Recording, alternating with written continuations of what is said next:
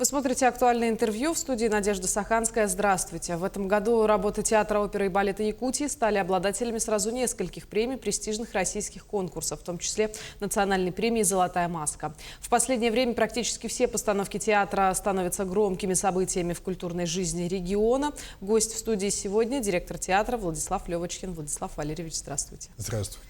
Давайте начнем подводить итоги. Какие, на ваш взгляд, были наиболее яркие и заметные события в театральной жизни в этом году? Ну, вообще, надо сказать, что этот год был очень насыщенным на события. Хотя, конечно, он и сложным был в экономическом плане, как и все бюджетные учреждения, мы тоже это ощутили. Тем не менее, вот каким-то образом именно 2025 год, год Великой Победы, стал для нашего театра очень таким насыщенным на значимые события, в том числе исторические события. У нас очень много достижений, которые были отмечены на федеральном уровне. Это, конечно же, 3 золотые маски, которые вот именно в этом году мы получили. Это признание нашего театра лучшим по Пушкинской карте среди региональных театров. Несколько было премий тоже такого всероссийского масштаба. Театр Победы. Мы получили там номинацию, и наш спектакль «Зори здесь стихии» показывали вот совершенно недавно на 2 федеральных каналах. Спектакль «Нюргун Ботур» вошел в список 100 лучших спектаклей России. И также победа нашей солистки оперы Екатерины Захаровой в номинации «Фаворит» российского конкурса оперного «Онегин». Ну, вот все невозможно даже перечислить, да. Конечно же, год был очень насыщенным, и очень значимые для нас события были тоже, конечно же, произошли при поддержке наших партнеров. У нас проходил большой Open Air в рамках Дней армейской культуры в Республике Саха-Якутия совместно с Театром Российской армии. Этим концертом мы, конечно, порадовали жителей города Якутска, все были воодушевлены, к нам приехали артисты театра, которые выступали совместно с нашими солистами. И также, ну, вообще в целом коллектив провел очень большую работу по празднованию 80-летия Победы. Мы снимали и клипы, и проводили флешмобы, и, конечно же, постановки посвящали новые спектакли этому событию. Ну и чтобы я еще, наверное, отметил, то, что именно в этом 2025 году у нас были поддержаны многие проекты, в которых участвовал театр, президентским фондом культурных инициатив. Вот как бы так сложилось, что именно в этом году было реализовано 5 проектов, которые, ну вот, скажем, были получателями наши зрители, наш коллектив. И, конечно, мы очень рады, что смогли получить такую существенную поддержку по интересным проектам, которые интересны не только нам, не только коллективу, но прежде всего нашим зрителям, и в том числе зрителям за пределами нашей республики. Это съемки документальных фильмов, нескольких документальных фильмов, театр Ботура, и вот новелла была в фильме «Мозг. Традиция. Мечта», которую вот показывали в разных городах России. У нас появилась иммерсивная экскурсия, интересный такой новый формат, когда люди одевают наушники и попадают в наши закулисье, знакомятся с тем, что происходит у нас в театре, скажем, по ту сторону занавеса.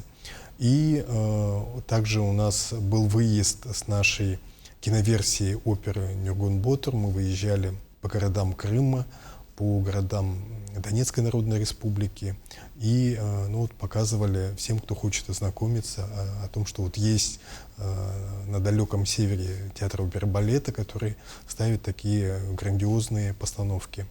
И, конечно же, фестиваль «Чайковский фест», который стал огромным событием для всей нашей республики. К нам приехали звезды из Мариинского Большого театра, очень высокий состав исполнителей. Нам удалось привести Григория Чернецова, нашего земляка, который сейчас является звездой федерального масштаба.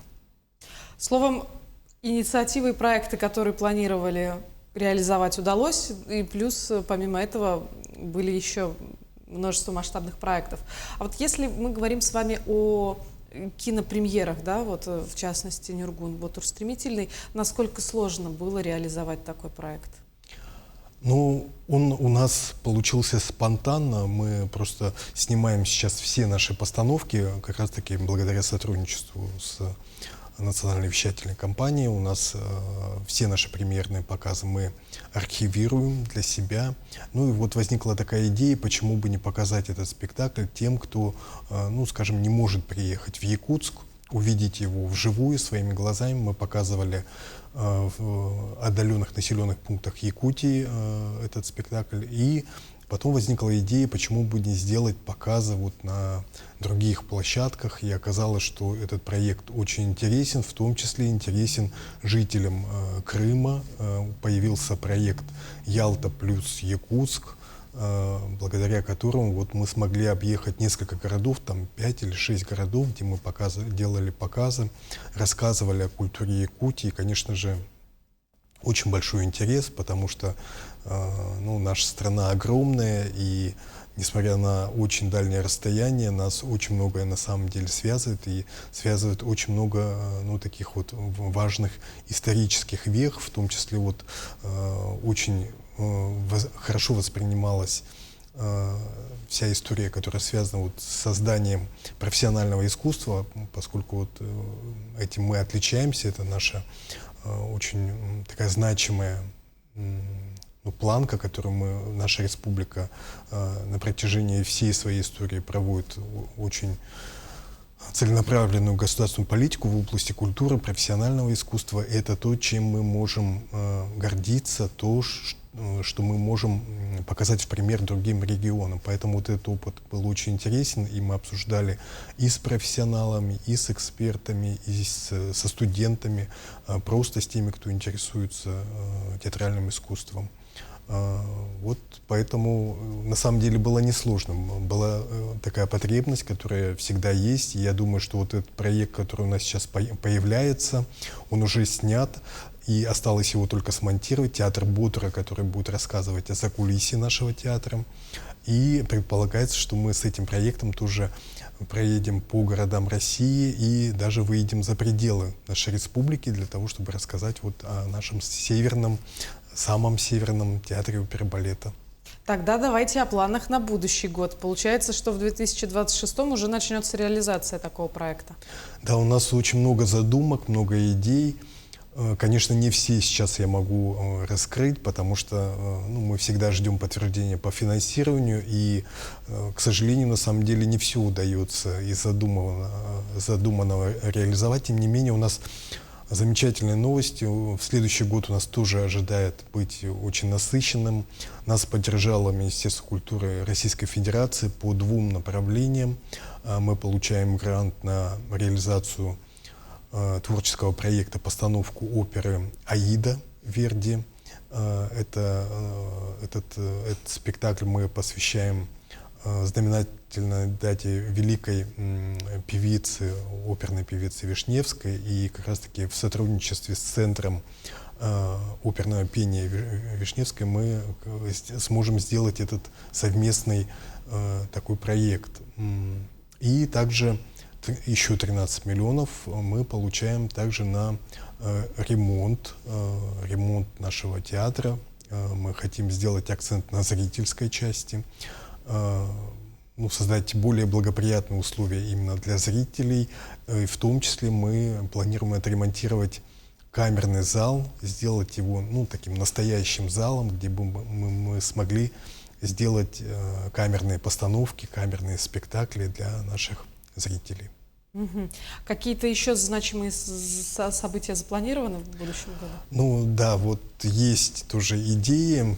о которых пока не хочется говорить, но я хочу сказать, что мы направлены на то, чтобы развивать межрегиональное сотрудничество. На самом деле многие наши проекты, они не были бы реализованы, если бы у нас не было партнеров, в частности, вот из Санкт-Петербурга, которые всегда нас поддерживают, откликаются на наши идеи. Это Санкт-Петербургское отделение Союза работников культуры Российской Федерации. Это также фонд поддержки профессионального искусства ФЭС и другие тоже организации, которые готовы стать нашими партнерами. И вместе с ними мы разрабатываем концепцию проектов, которые будут интересны именно в межрегиональном формате для других регионов, для того, чтобы представлять нашу культуру и для того, чтобы объединить усилия, потому что на самом деле очень много общего у народов, которые живут в нашей необъятной стране. И вот именно многонациональность, наличие большого богатства, именно культурного разнообразия делает нашу страну особой. У нее особая миссия, и вот в этом отношении вот мы разработали такие интересные межрегиональные проекты, которые, я думаю, обязательно будут поддержаны. Владислав Валерьевич, я думаю, что под Новый год уже не получится, но мне кажется, что в январские каникулы вполне возможно. Как попасть на вашу иммерсивную выставку? На иммерсивную выставку может попасть любой желающий. Сейчас как раз идет запись на новогодние праздники. И, пользуясь случаем, приглашаю всех на те события, которые у нас сейчас проводятся. Конечно же, «Щелкунчик». До конца года осталось 4 показа. К сожалению, там мест уже нет. Но в новогодние праздники там еще места остались. Поэтому обязательно приходите, увидите эту новую постановку. Она как раз у нас постановка 2025 года. И у нас еще есть новое театрализованное представление «Бал-маскарад», который создан по мотивам оперетты «Летучая мышь». Тоже приглашаем всех желающих. Это будет такое иммерсивное именно, скажем, попадание внутрь театрального представления. Большие такие массовые хоровые сцены. Наши артисты одевают маскарадные костюмы. Это будет очень интересно. Там будут и розыгрыши, и конкурсы. В общем, такой интерактив со зрителями. Ну и, конечно, вот сказка «Морозко» 5 января тоже у нас показ. Дети очень любят эту сказку. Приходите все семьей. Я думаю, что это очень хорошая традиция встречать Новый год в нашем театре. Я тоже так думаю, потому что постановки, которые у вас в театре проходят, от них всегда веет какой-то праздничная атмосфера. Владислав Валерьевич, большое спасибо, что пришли к нам. Будем рады видеть вас еще в нашей студии, но уже, скорее всего, в следующем году. Спасибо. Напомню, вы смотрели программу «Актуальное интервью». До встречи в эфире.